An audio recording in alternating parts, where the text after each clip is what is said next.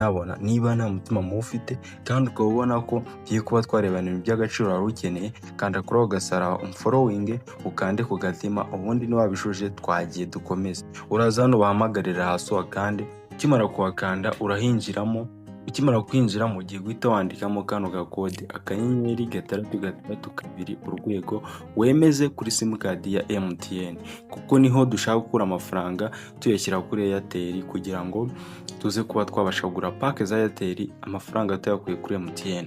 Noneho ukimara gushyiramo kuri gakode urahita uhingukira hano, urahita wemezamo hano rimwe. Iyi systeme bayita ifashe, ikaba ikora ibintu byinshi cyane n'uburyo wagura umuriro cyangwa se amazi, ngira ngo uri kubona StarTime n'ibindi byinshi unyuze kuri systeme ya ifashe. Igihe tugiye kwigana iki kintu kimwe, ebwe ibindi nawe ugira ngo uri kureba uzagenda ubyiyigisha, cyangwa se umbwire muri comment ikindi kintu ushaka ko nakwigisha kuri iyi systeme ya ifashe. Ukura amafaranga kuri MTN uyashyira kuri Airtel bitewe n'icyo ushaka kugura.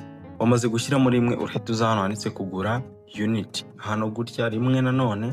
Ukimara gushyiramo rimwe rero nanone urongera hano rye bahise banyereka nimero yanjye ya Airtel kubera ko nsanzwe nkoresha iyi systeme ya ifashe.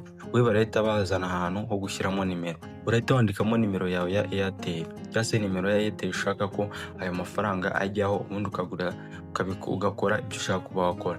Ngenda ashyiramo rimwe, nimero yanjye niyi. Nimara gushyiramo rimwe barahita bambwira amafaranga nemerewe ni uguhera kuri 200, ibiceri 200 kuzamura.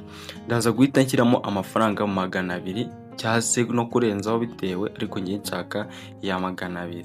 Urahita ukanda sendi gutya. Ukimara gukanda gutya urategereza gake cyane wihanganye, bahita babona aka SMS muri MTN bakaguha aho kwemeza pin. Uraza gutegereza wihanganye gake cyane amasegonda make. Ngira ngo wabibonye bahita biba bimeze nko kubikura kuko ati kwemeza kubikuza cash.